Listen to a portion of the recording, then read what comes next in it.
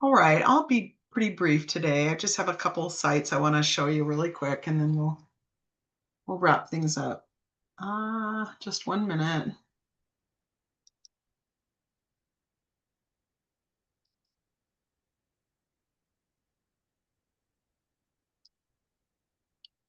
Okay, so this first site I've mentioned before, but I just wanted to show you really quickly. Can you all see that?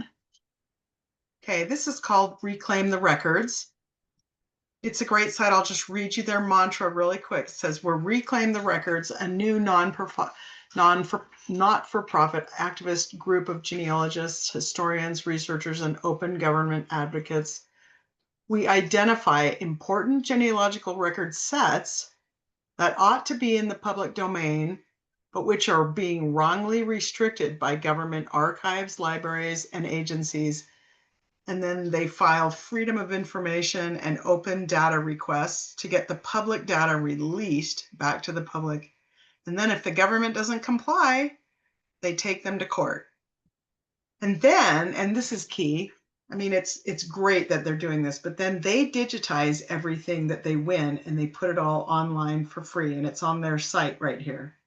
So, you all may not have records that you need to see from the last, say, 150 years. Your lines may be way back, but if you're helping somebody and they can't seem to find access to records they may need, here are some examples of things that so sometimes they will file a request.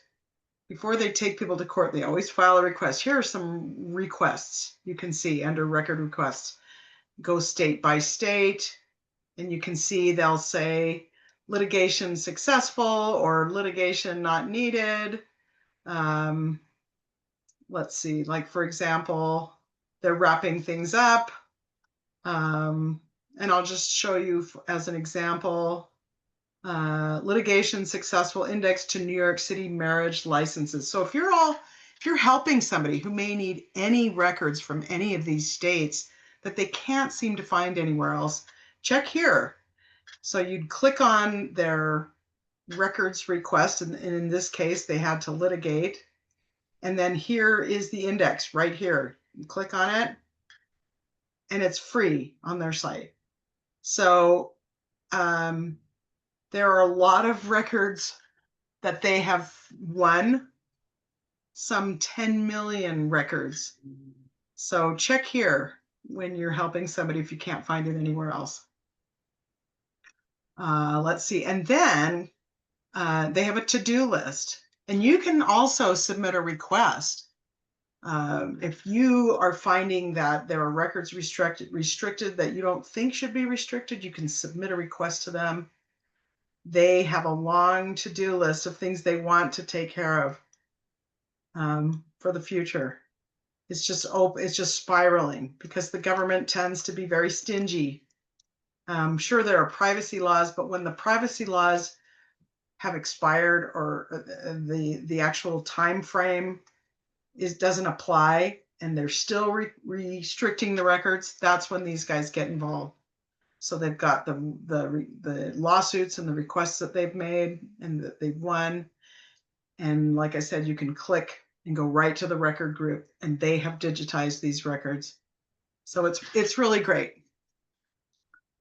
Something to check out, particularly if you're helping somebody else who has more recent family history.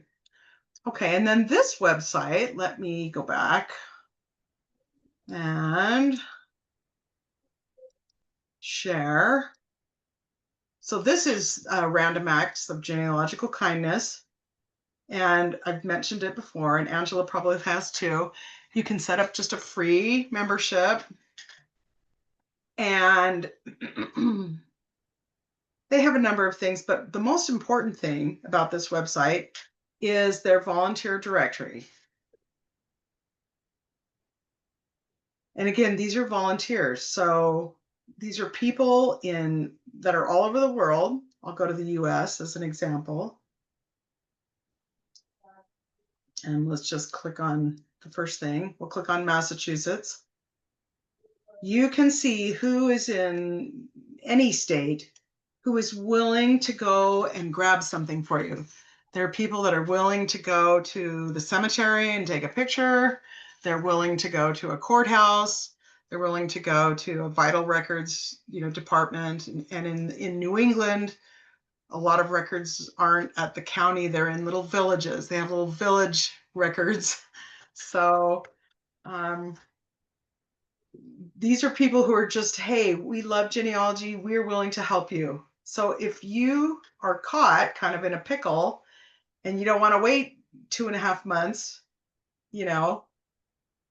to get something in the mail, you can always come here, and you can tell whoever you're helping to come here, and they're willing to look things up. There are cases where, particularly for things like obituaries, where you have an ancestor and they may have died in a small town and you can't find an obituary in a bigger newspaper, but that the local library has, the small town newspaper on microfilm and it's yet to be digitized. Somebody will run over there for you and pull the obit.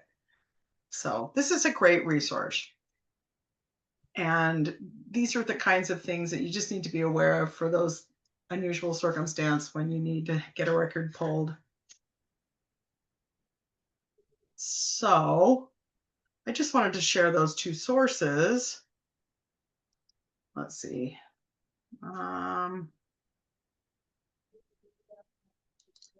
Okay. Let me go back to. So does anybody have any questions about those? First of all, before we. Well, those two resources in particular, they're kind of unusual, but they're great. No. Served in Detroit, and he went to. I can kind of hear someone talking. Is that Linda? Huh. I think she disappeared. I think she's on the phone. Okay. I kind of thought she trying to talk.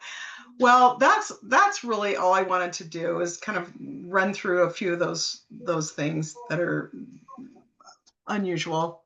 And so we can end the recording and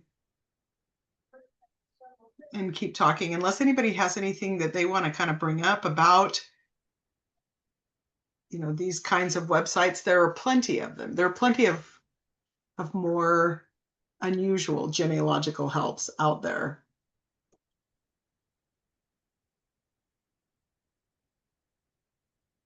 Anyway, let me end the recording. Hold on.